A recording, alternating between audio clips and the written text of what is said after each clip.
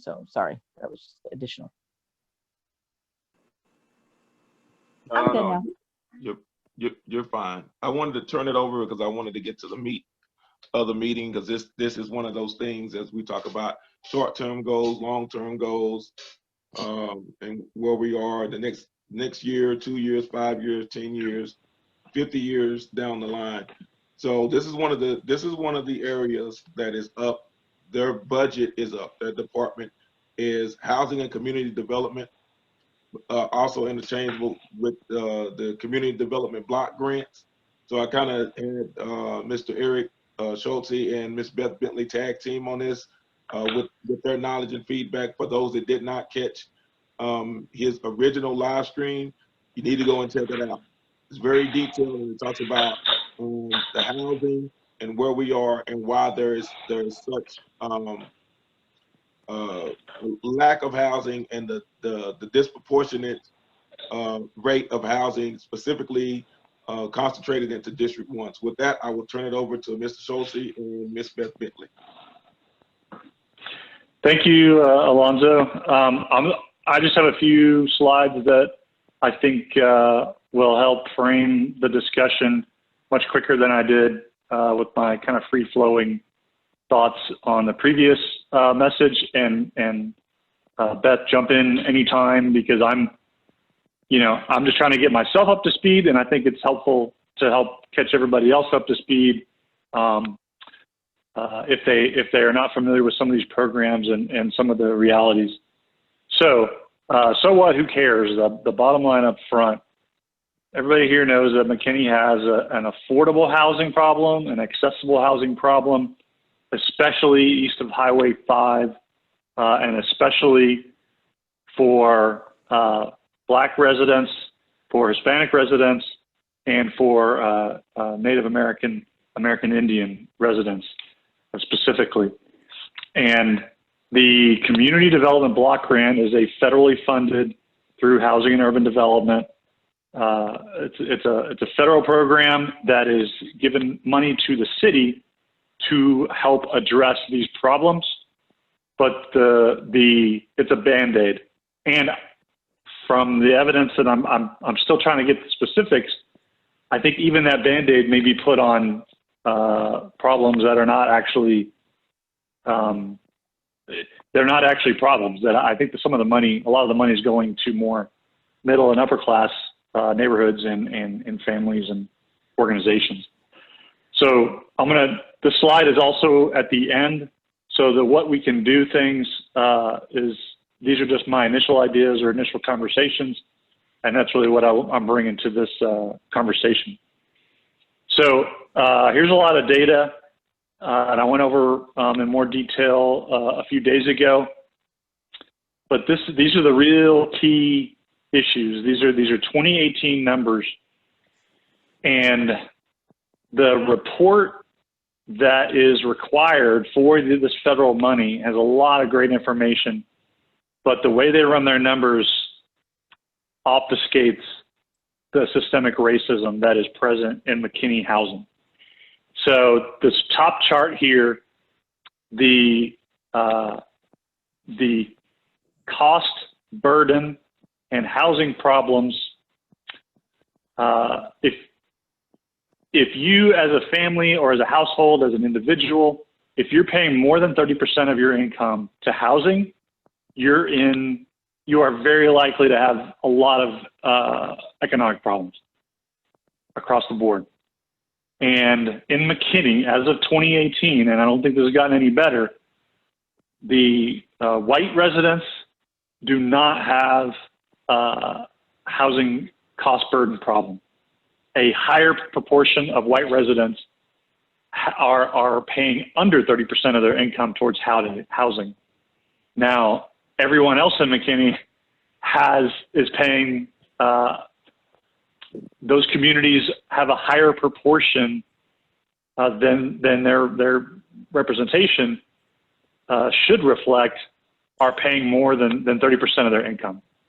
So there is systemic racism in how much housing costs for McKinney residents based on race. This is just This is facts. This is evidence that has been gathered by the city and by federal officials. That's what the red means. Now, below that is similar data. Really quick? Yep, go ahead. I'm sorry. I'm a numbers nerd. I think to put it in other terms, what you're saying right now is that about 1/3 of Hispanic residents are paying more for housing than they should according to their proportion of population. There's about a 30% overrepresentation of Hispanic residents in the housing challenged category. Yeah, and same thing with Asian community, it's 50%. With the Black community, it's closer to, again, 30%. So whereas on the white community, it's more like 25% of the white community, less than we expect, has housing cost problems. So there's a big, just based on your ethnicity, you are more likely to have more than 30% of your income go towards housing, just based on your ethnicity and your skin color in McKinney. And so that's what the Community Development Block Grant is supposed to address, and it's not. And you're going to see that here in a second. But in the past, since 2010 to 2018, the median home value to purchase rose 80%. The median monthly rent rose 51%, but the median income only rose 23%. And now that's across everybody. Obviously, it's different by neighborhood. We'll see that in a second. And the population rose almost by 50% as well. 60% of the renters in McKinney cannot afford the median house. So they are very unlikely to move into home ownership, which, as we know, is a big deal for essentially moving into that next bracket income-wise and generational wealth. 60% of renters cannot afford the median monthly rent, which means even if they're renting, they're paying greater than 30% of their income towards their housing. And we see here that a disproportionate amount of people who have these housing cost burden problems are east of Highway 5 in the District 1 and the Pride communities. And conversely, people who have no housing affordability issues are in the other districts that are majority white. And you can see this paragraph on the right. There is resistance against any affordable housing, whether it's affordable housing units or Section 8 vouchers or more multifamily homes. There's a resistance to that in McKinney, especially on the west side, west of 75. We remember that from 2015. And the development money, the millions and millions of dollars that is, and even the mayor is touting that is going to District 1. Right now, the Mill District is the only area that's slated for significant development. And you see the language here, create new choices within the district. Now, to me, this sounds more like gentrification than it does to increase affordability for existing residents or for new lower income residents. This is Root Policy Research is who wrote this report. I've linked it in McKinney United, but this is the plan, consolidated plan that's required federally every 5 years. So when we talk about planning out for 5 and 10 years in the future, the people who are making decisions are already doing that. And I highly encourage you to read it. It's a really fascinating read. There's things in there about homelessness, domestic violence victims, drug abuse, and all the different transportation issues. There's so many things that it outlines there that don't get the the discussion in decision-making circles that it should. So what has this block grant been used for in the past? Because it's been going on for many years, at least 10 years that I've found records for, and probably further back than that. So previous years, you can see in this chart, the past 5 years, 20% of the money, which is, I believe, in the past 5 years, is probably about $2.5–3 million, was towards itself, paying itself to administer the program. 20% is the maximum amount it can be used to administer the program, and they are paying the maximum amount. If you look at nonprofit management, business management, overhead costs should be more like 10%. Mr. Eric, I apologize. I didn't mean to interrupt your presentation, but could you tell me, do you know about the average range, or you or Ms. Bentley could tell me the average range of grant writers, the percentage that they receive? Beth, you might have a better handle on this. You're talking about the people who write the grants for the city? Just for any project, regardless whether it's city or private, or they're not very well compensated. 10 to 12%. 10 to 12%. So you're saying that the city is receiving 20% of their budget for administrative duties, correct?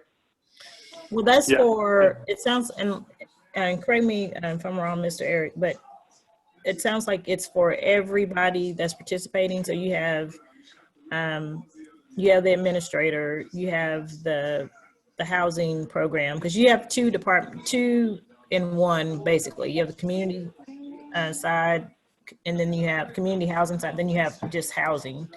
So, and I think they added, I'm trying to think of what he's called. The person that goes out, like they have an in-house person that goes and works on properties. So that may have attributed to the uptick in the percentage in the last few years.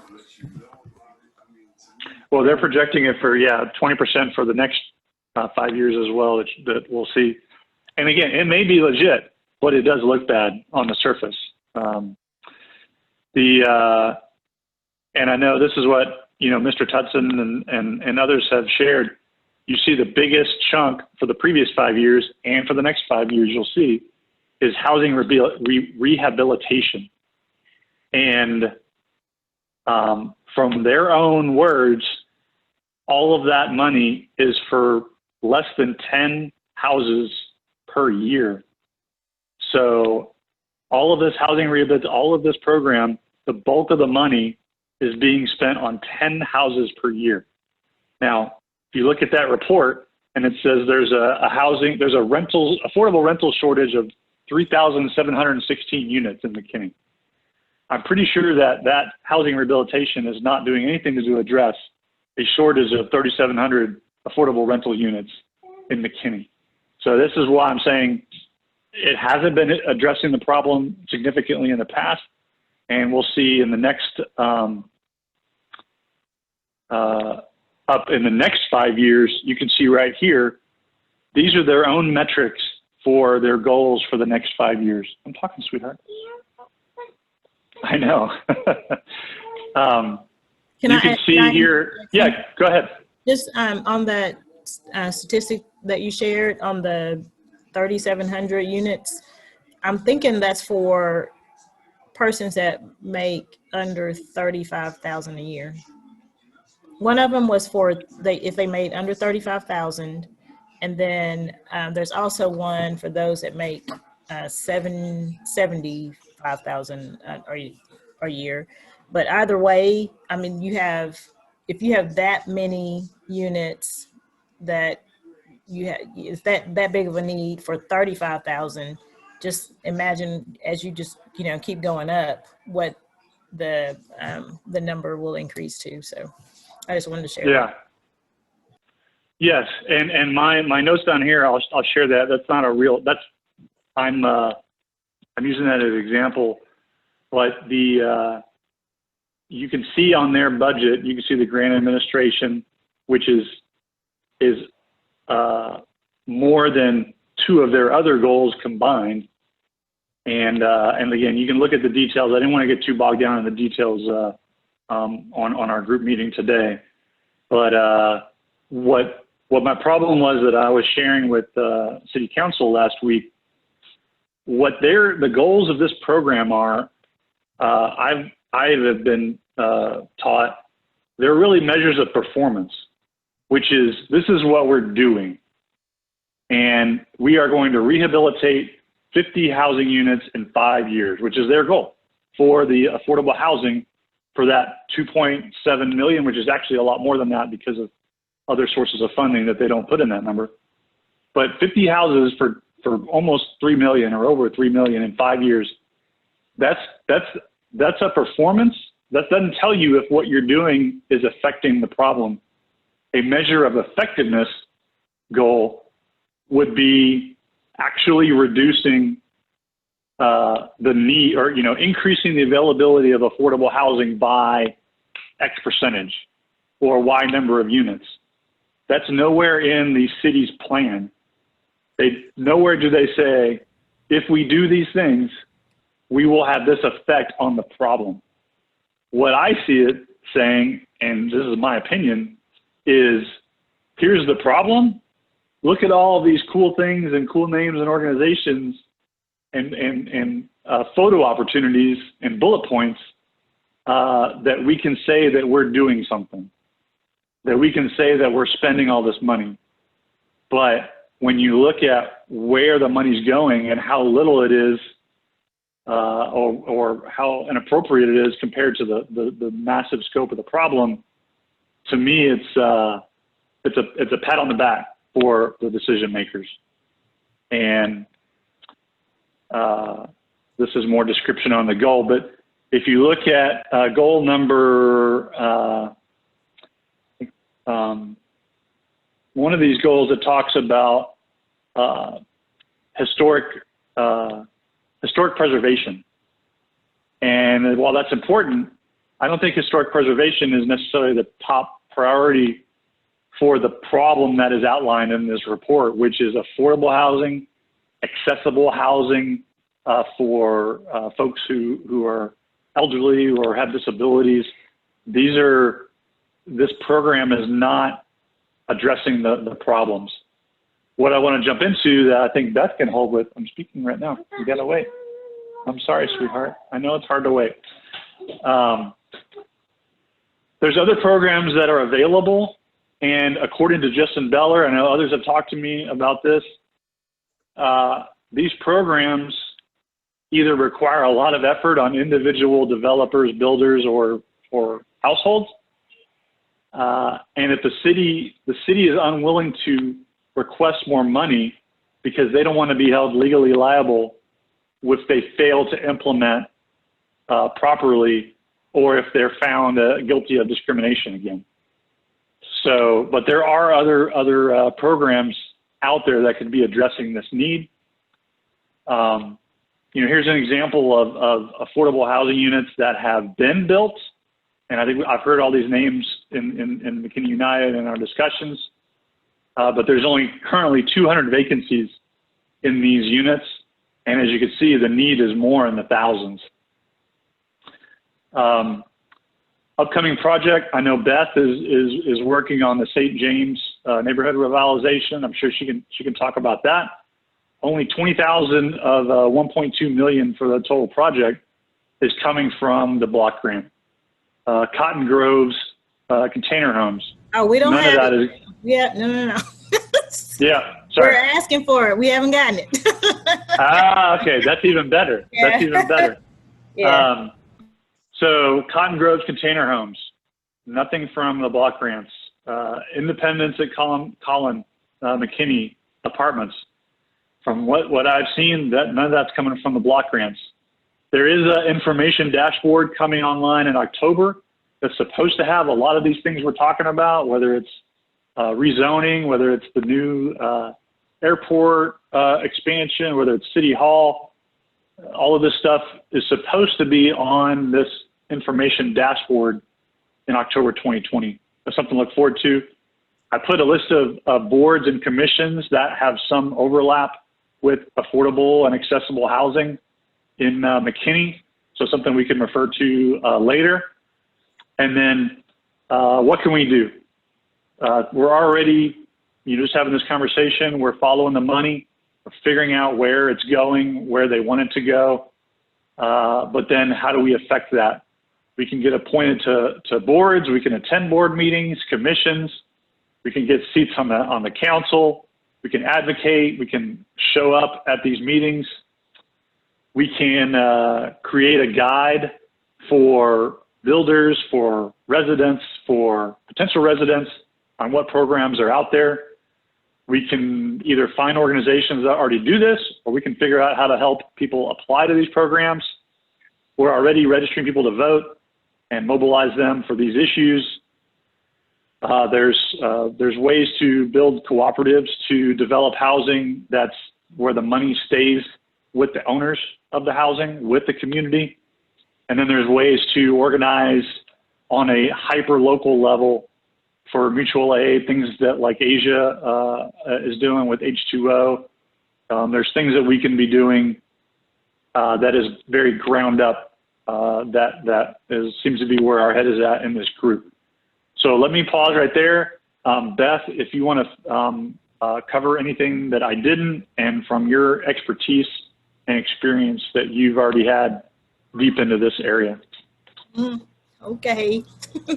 I'll try to give just some additional pieces, but I mean, Mr. Eric, you've hit so many places that are spot on. I just want to share just a little bit. Mr. Tussin asked me to share a little bit about Title 24. And when you see the term CFR, that's the Code of Federal Regulation. So that's basically saying this is a statute that allows, that's HUD, basically. And when people think about HUD, a lot of times we think about public housing and Section 8 only. But there is so much. I mean, if you own a house, there's a mortgage, that's HUD. I mean, it's all part of that. The CDBG program falls under Title 24. And also, if you've heard of things like NeighborWorks, that falls under Title 24. And so there are so many opportunities in there. And there are things in there like economic development that usually fall within each subchapter. There's the title, which is the statute itself, and then within that there's a component that addresses that filters up into the main statute. And so for community planning and development, that's just like with CDBG, there's like an economic development component. There for public and Indian housing, there's a Section 3, there's an economic and development component that gives power and leverage to the people that folks really don't realize they have power to be able to access, to leverage some of those dollars that are there. One of the things that that I really I want to add to what you're sharing, Mr. Schultes, is that though all of those, can you go to that list where you had all of the different entities that do things with housing, with affordable housing? Can you go to that? Okay, so no, I think you were, go back. It's like the one with this one right here. So when CDBG got started, the city didn't know what CDBG could do for the community. And the reason I know is because I wrote the first consolidated plan for the city. So the office that's established, I wrote that plan. The city had no idea. They didn't know. They didn't. They just said, go write it, Beth. There was no consultant. They didn't put any money in it. They were like, we don't know.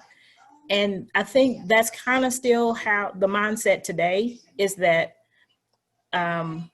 it's there, but we really don't know what it does. We just know that we sign off on these certifications every year, and we really don't know how we can make this work for our community. And nobody's really pushing that. It's Ms. Bentley, safe. I don't mean to cut you off, but I Okay. must say this. That's why at the beginning when I said you know that I know that you know that I know, because they're still using your template. It's copy and paste every year. That's why I wanted you in here on this discussion, because everything that I saw in the presentation was the same thing that you did over 10 years ago. 20, almost 20. 20 years. Yeah, that's right. Yeah. That So was our ages, I'm but saying I was, that, yeah, I was trying to be nice, but 20 years ago, 2 so, decades ago, a lifetime ago, a generation ago, they are copying and pasting your template. So go ahead, continue. I'm sorry. I just wanted to put that out there. So now, like a lot of these boards and things that are there now, they didn't exist back then. But now that they're here, it's time to bring all of that together. And there once was a time at the city where there was a wall that showed every strategic thing that the city was going to do. It wasn't just unique by nature, we're going to love everybody, kumbaya. It was, we will have an affordable housing program, check. And they took pride in checking off everything that they were going to do.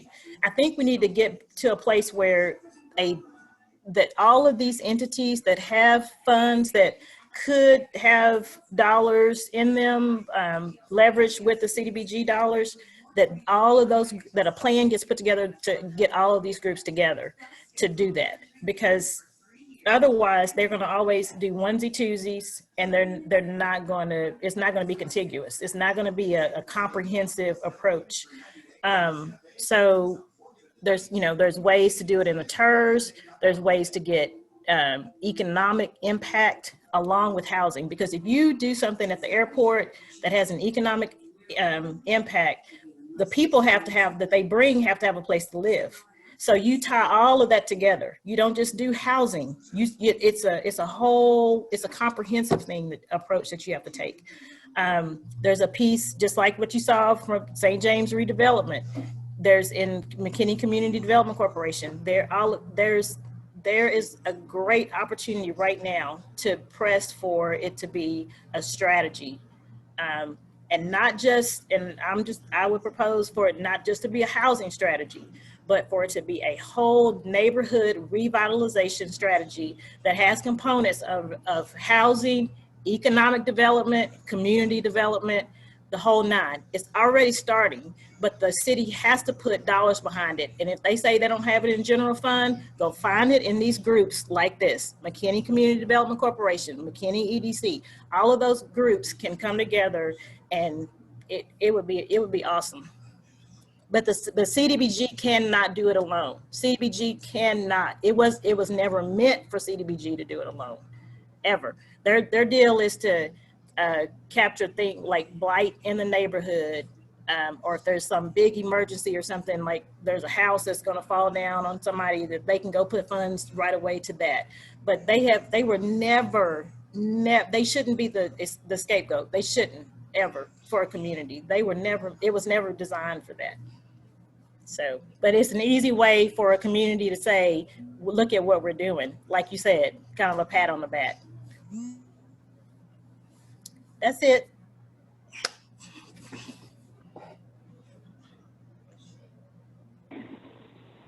Thank you, Beth. And I told you before, you're the master. I'm the student. I'm learning.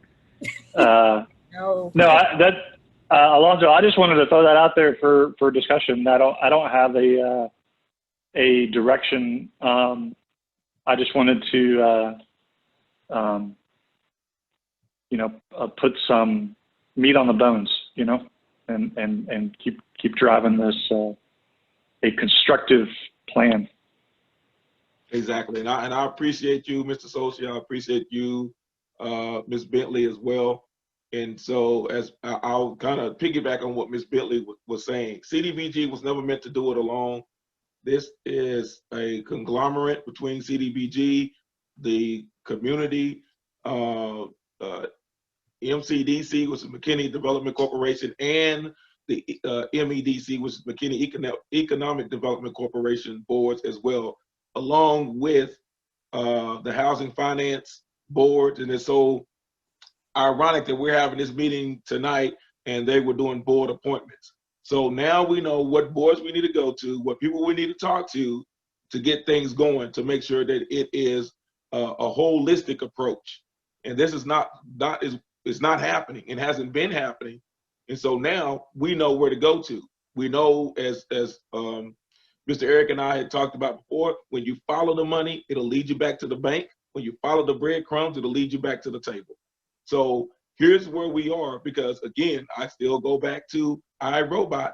We have to ask the right questions and to hold the right people accountable, because we can get up there and we can shout and yell and say this isn't fair, but if we don't have the data to support what we're saying, the facts to support what we're saying, they're going to let us yell, and they think we're going to go home in a few weeks and it'll all be over.